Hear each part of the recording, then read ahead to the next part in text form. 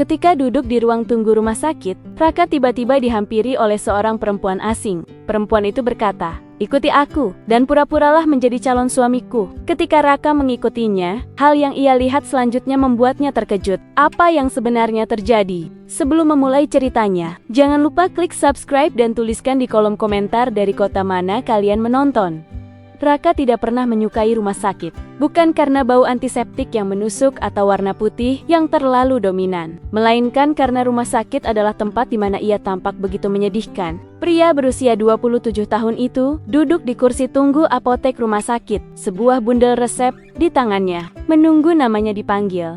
Pandangannya secara otomatis tertarik pada sudut ruangan, di mana sepasang suami istri parubaya duduk berdekatan. Sang istri tampak gelisah, memilin sapu tangan, sementara sang suami meraih tangan istrinya, mengusapnya perlahan tanpa perlu berkata-kata. Keheningan mereka bukanlah keheningan yang canggung, melainkan keheningan yang penuh dengan pengertian dan dukungan yang tak terucapkan. Rasa iri itu menyelinap masuk ke dalam hati Raka, dingin dan tajam. Raka adalah seorang ahli komputer dengan gaji tinggi, seorang programmer andal yang menjadi tulang punggung perusahaan-perusahaan rintisan. Namun ia sama sekali tidak memiliki keahlian sosial. Sifatnya yang sangat introvert, dikombinasikan dengan pekerjaannya yang ia lakukan dari rumah, membuat lingkaran pergaulannya sangat sempit. Ia tidak pernah menjalin hubungan asmara, ia tidak tahu bagaimana memulainya. Bahkan, ia tidak tahu bagaimana berinteraksi dengan wanita, selain ucapan terima kasih.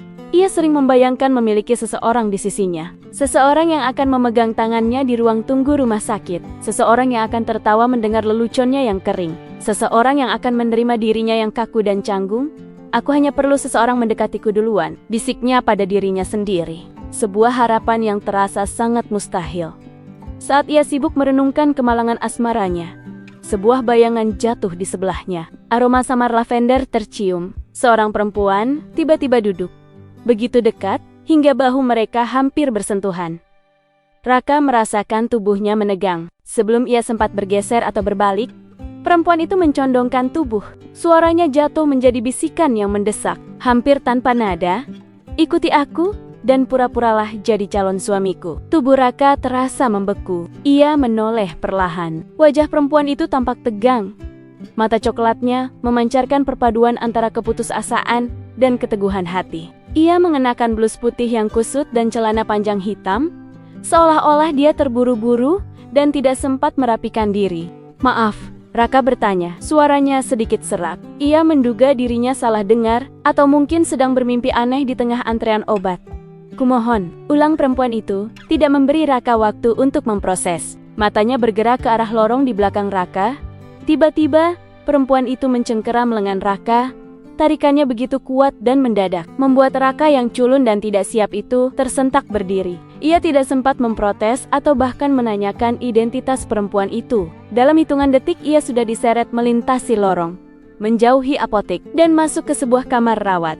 Udara di dalam kamar itu sunyi dan berbau obat. Raka sontak terkejut bukan karena keadaan kamar, tetapi karena sosok yang terbaring lemah di ranjang. Di sana, dikelilingi oleh bantal dan selimut, ada seorang wanita tua yang wajahnya keriput, namun matanya masih memancarkan kehangatan yang familiar. Jantung Raka berdegup kencang. Ia mengenali mata itu. "Bu Indah," ujarnya. Suaranya tercekat. Itu adalah guru sekolah dasarnya, guru yang paling ia cintai, yang memberinya dorongan pertama untuk mencintai komputer setelah melihat Raka bosan di kelas seni.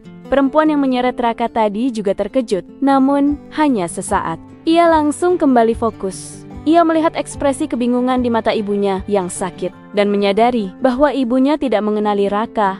"Ini calon suamiku yang aku ceritakan," kata perempuan itu. Senyum palsu yang terlalu lebar merekah di wajahnya. Ia menyenggol siku Raka, memberinya kode keras untuk memperkenalkan diri.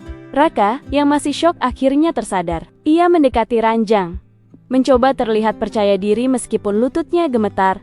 "Saya Raka," katanya. Suaranya sedikit lebih mantap. "Saya murid ibu di SD. Saya tidak menyangka bisa bertemu ibu di sini." Bu Indah tersenyum. Senyum itu tulus, meskipun wajahnya tampak lelah. "Kamu Raka yang suka main komputer itu?" "Ya Tuhan, kamu sudah besar sekali, Nak. Jadi, ini calon menantu ibu?" Ia menatap Raka dengan mata penuh kasih, lalu beralih menatap putrinya. Mereka mengobrol singkat. Raka menceritakan bagaimana Bu Indah dulu selalu memberinya buku-buku lama tentang ilmu pengetahuan, dan bagaimana ia menjadi ahli komputer berkat dorongan itu. Mata Bu Indah berkaca-kaca. Ia terharu dan menangis haru. Ibu senang sekali. Masih ada murid ibu yang mengingat ibu. Terima kasih nak, terima kasih sudah datang. Suasana menjadi emosional. Perempuan itu, yang kini Raka tahu bernama Aira, menatap jam tangannya. Bu, Raka harus segera kembali. Ada pekerjaan mendesak yang tidak bisa dia tinggalkan. Besok atau lusa kami akan datang lagi. Tanpa menunggu tanggapan, Aira memegang tangan Raka lagi dan menariknya keluar dari kamar rawat, meninggalkan Bu Indah yang melambaikan tangan dengan senyum bahagia. Begitu mereka berada di lorong yang sepi, Raka melepaskan tangannya dari cengkeraman perempuan itu. Ia mengambil napas panjang, menenangkan jantungnya yang masih berdebar. Dengar, aku tidak tahu apa yang sedang terjadi, tapi Aira segera memotong. Aku minta maaf. Aku sangat-sangat minta maaf. Wajahnya yang tegang, kini terlihat menyesal. Ia mengulurkan tangannya. Mari berkenalan dari awal. Aku Aira, putrinya Bu Indah. Dan aku juga tidak menyangka kalau kamu ternyata murid ibuku. Raka menjabat tangannya yang terasa dingin. Namaku Raka, Bu Indah guru SD-ku. Beliau guru terbaik yang pernah kumiliki. Aira menarik napas dalam. Raka, terima kasih banyak. Kamu menyelamatkanku hari ini. Ia menjelaskan situasinya. Aira mengatakan bahwa ibunya sudah sakit keras. Dokter memperkirakan usianya tidak akan lama lagi. Tapi satu-satunya hal yang terus-menerus dipikirkan ibunya adalah pernikahan Aira.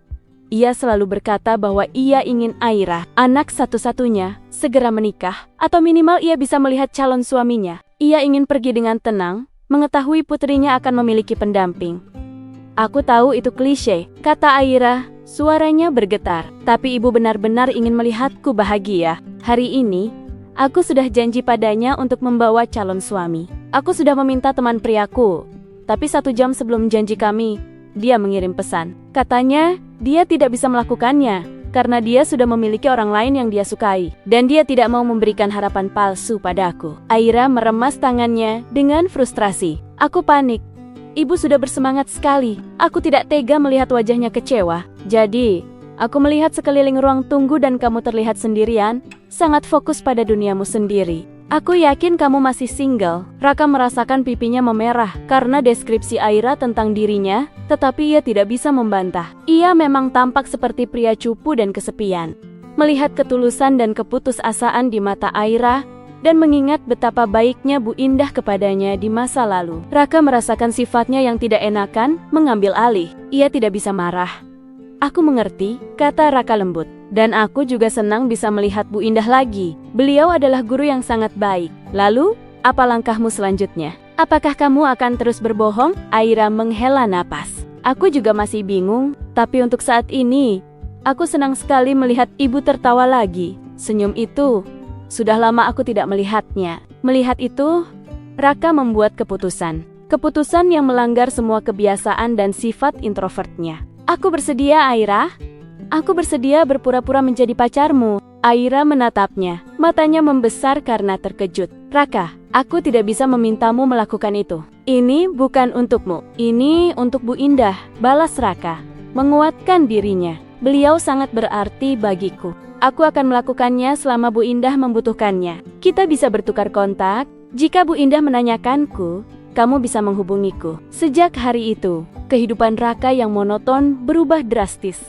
Kadangkala, Aira akan menghubungi Raka dengan pesan singkat. Ibu menanyakanmu. Dia bilang dia merindukan calon menantunya. Raka akan langsung bergegas datang. Berpura-pura baru selesai dari perjalanan bisnis singkat, atau dari proyek penting, membawa bunga, atau sekadar bercerita tentang dunia programmer yang ia sulap agar terdengar heroik dan romantis di telinga Bu Indah. Kadang, Raka bahkan menawarkan diri sebelum Aira memintanya. Aku akan ke sana hari ini. Aku ingin membawakan Bu Indah cerita tentang kenangan masa SD. Kamu mau dibawakan kopi? Mereka pun menjadi dekat, menghabiskan waktu berjam-jam di samping ranjang Bu Indah. Raka sering bercerita tentang kenangan masa SD-nya, yang membuat Bu Indah tertawa dan menangis bahagia, mengenang hari-hari mengajarnya. Aira menjadi saksi bisu ikatan mendalam antara murid dan guru itu. Namun, Hubungan Raka dan Aira tetaplah sandiwara semata. Mereka berinteraksi layaknya pasangan di depan Bu Indah. Namun di luar kamar rawat, mereka hanyalah dua orang yang berbagi misi mulia. Di tengah semua sandiwara ini, Raka diam-diam mulai mengagumi Aira. Ia melihat Aira merawat ibunya dengan kesabaran yang luar biasa, menyuapinya, memandikannya, dan membaca buku untuknya. Semua di tengah kesibukannya sendiri, sebagai penulis lepas yang harus mengejar tenggat waktu untuk menghidupi diri dan biaya pengobatan. Raka melihat kecantikan Aira, bukan hanya di wajahnya yang bersih, tetapi juga dalam kesederhanaannya. Rasa kagum itu perlahan, tanpa disadari Raka, berubah menjadi perasaan yang jauh lebih dalam. Raka jatuh cinta pada Aira, si penyelamat yang tiba-tiba menyeretnya keluar dari kesendiriannya. Suatu hari, Aira harus pergi ke minimarket untuk membeli kebutuhan mendesak Bu Indah. "Aku tidak akan lama," katanya pada Raka. "Tolong temani ibu sebentar ya." Raka mengangguk, duduk di kursi di sebelah Bu Indah. Bu Indah tertidur, wajahnya tenang. Raka mengusap tangan Bu Indah yang kurus, lalu mengambil novel di nakas untuk dibaca. Di nakas itu, ponsel Aira yang ia tinggalkan tiba-tiba berkedip, menampilkan notifikasi pesan dari sebuah grup obrolan.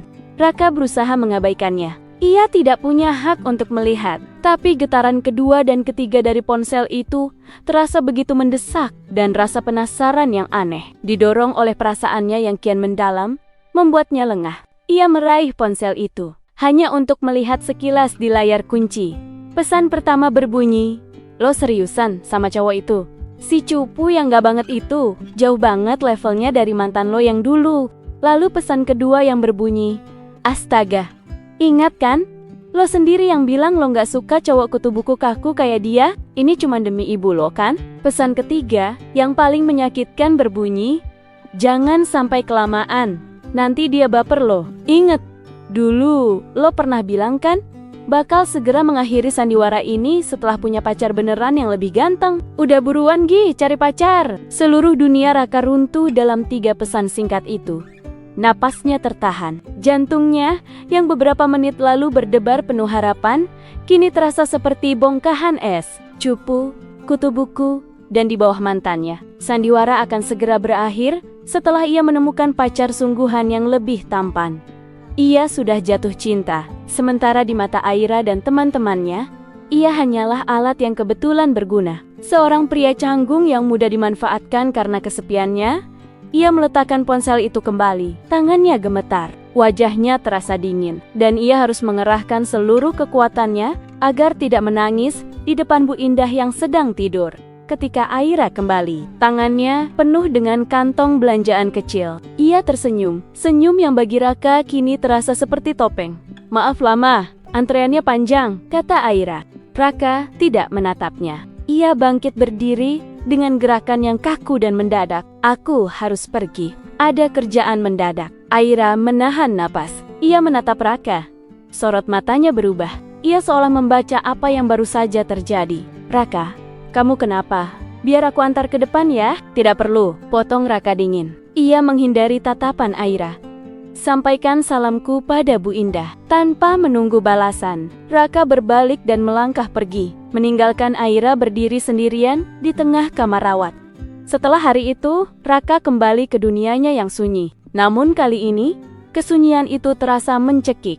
Pesan Aira datang silih berganti. Aira mengirim pesan singkat, pesan panjang, pesan suara. Ia tahu Raka membaca chat teman-temannya, dan ia ingin menjelaskan semuanya, tapi Raka tidak peduli lagi. "Raka, tolong angkat teleponku. Itu tidak seperti yang kamu pikirkan. Teman-temanku tidak mengerti. Ibu menanyakanmu lagi. Kumohon, demi ibu. Aku tahu aku salah karena membiarkanmu membaca itu, tapi aku benar-benar minta maaf. Aku hanya ingin bicara." Semua pesan itu tidak dihiraukan. Raka memblokir kontak Aira untuk sementara waktu. Ia terlalu sakit hati. Kebenciannya pada sifat introvertnya sendiri kini berganti menjadi kebencian pada Aira karena telah memanfaatkan kerapuhannya. Ia telah membiarkan dirinya jatuh cinta pada sebuah sandiwara, dan kini ia harus membayar harga yang mahal untuknya. 2 minggu berlalu dalam keheningan yang menyiksa. Raka kembali bekerja, tetapi pikirannya terus dihantui oleh senyum Aira, tawa Bu Indah, dan bisikan tajam dari layar ponsel. Hingga suatu pagi, Raka membuka media sosial dan melihat pesan pribadi dari seorang teman SD yang sudah lama tidak ia ajak bicara. "Raka, kamu dapat kabar duka? Bu Indah meninggal tadi pagi. Kamu datang ke sana kan?" Raka terkejut membacanya. Seingatnya, Bu Indah masih baik-baik saja. Ia tidak tahu kondisi Bu Indah memburuk begitu cepat. Jantungnya berdenyut nyeri. Bu Indah, guru baik hati yang memberinya harapan, kini telah tiada. Dan Raka, murid yang disayanginya, tidak ada di sisinya di saat-saat terakhir. Perasaan bersalah melandanya. Ia segera menutup laptop, mengganti pakaian, dan meluncur ke alamat rumah duka yang diberikan oleh temannya. Rumah duka dipenuhi oleh pelayat. Raka melangkah masuk dengan ragu. Matanya mencari Aira. Ia menemukannya duduk di barisan depan, dikelilingi oleh teman-temannya. Wajah Aira tampak pucat, matanya bengkak. Ia mengenakan kebaya hitam sederhana, dan kehilangannya terasa nyata dan dalam. Raka mendekati Aira, hatinya dipenuhi rasa penyesalan. Ia berdiri di depan Aira. "Aira," katanya pelan, "aku turut berbelasungkawa. Aku sangat menyesal." Aira mendongak, matanya yang merah menatap Raka. Ada sedikit keterkejutan, tetapi Aira tidak bereaksi berlebihan. Ia hanya mengangguk pelan. "Terima kasih Raka karena sudah datang," jawab Aira. Suaranya parau. Hanya itu. Kesedihan Aira begitu besar, hingga seolah-olah pertengkaran mereka tidak lagi penting. Raka merasa lebih kecil dan lebih bersalah daripada sebelumnya. Ia meninggalkan sebungkus amplop berisi uang, berpamitan lagi pada Aira, dan kemudian pergi menjauhi keramaian. 2 hari setelah pemakaman, Raka tidak bisa lagi menahan beban rasa bersalahnya. Ia harus berbicara dengan Aira. Ia bergegas ke rumah Aira. Ketika sampai di sana, rumah itu sepi, gerbangnya tertutup. Raka memutuskan untuk menunggu, berharap Aira akan segera pulang. Senja berganti malam, lampu jalan mulai menyala, dan sekitar pukul 8 malam, sebuah taksi berhenti di depan rumah Aira. Aira turun dengan wajah lelah. Ia membawa tas punggung dan sekantong kecil bahan makanan. Ia terkejut melihat Raka berdiri di depan gerbang. Raka bangkit dan menatap Aira, lalu menunduk.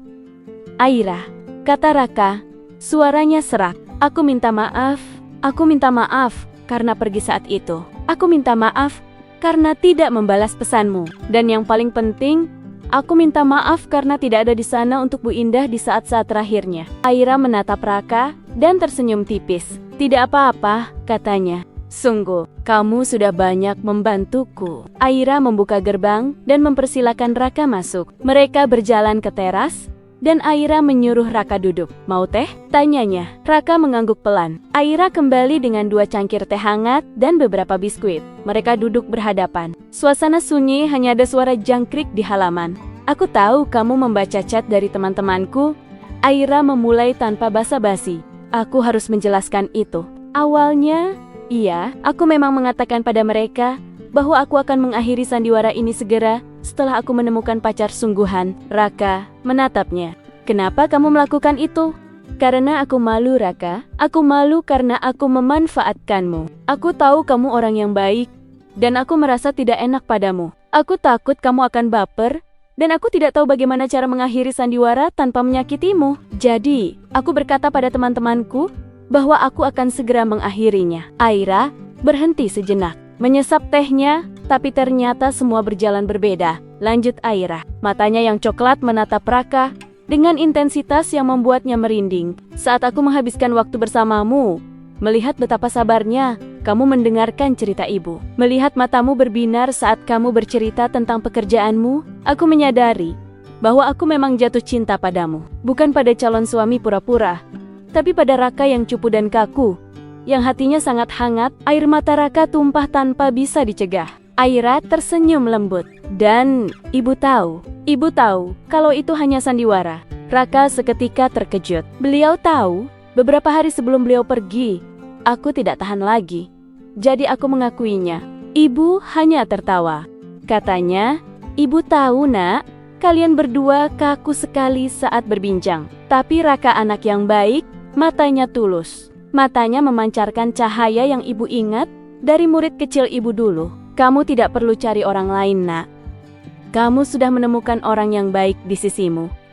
Ibu juga percaya kalau suatu saat kamu akan kembali." Aira menghela napas Matanya kembali berkaca-kaca. Jadi, jangan merasa bersalah. Kamu adalah pria yang baik dan calon menantu yang baik bagi ibu. Ibu meninggal dengan tenang. Dia melihat aku tertawa lagi. Dan itu sudah cukup baginya. Raka menunduk menangis terisak. Rasa bersalahnya kini bercampur dengan rasa haru dan cinta yang meluap. Aku mencintaimu, Aira, bisik Raka. Sebuah pengakuan yang akhirnya ia ucapkan setelah sekian lama. Aira bangkit, mendekati Raka, dan memegang tangannya. Aku juga, Raka. Aku juga mencintaimu. Setelah pengakuan-pengakuan itu, hubungan mereka pun kembali membaik. Sandiwara yang dimulai di ruang tunggu rumah sakit itu telah berakhir, digantikan oleh sebuah kisah nyata yang dimulai dari sebuah janji tulus kepada seorang guru yang baik hati. Raka, si programmer introvert, akhirnya mendapatkan dorongan yang ia butuhkan. Bukan dari keberaniannya sendiri, tetapi dari kebetulan yang paling aneh dan campur tangan takdir yang berwujud seorang guru SD yang penuh kasih. Ia tidak lagi kesepian di ruang tunggu.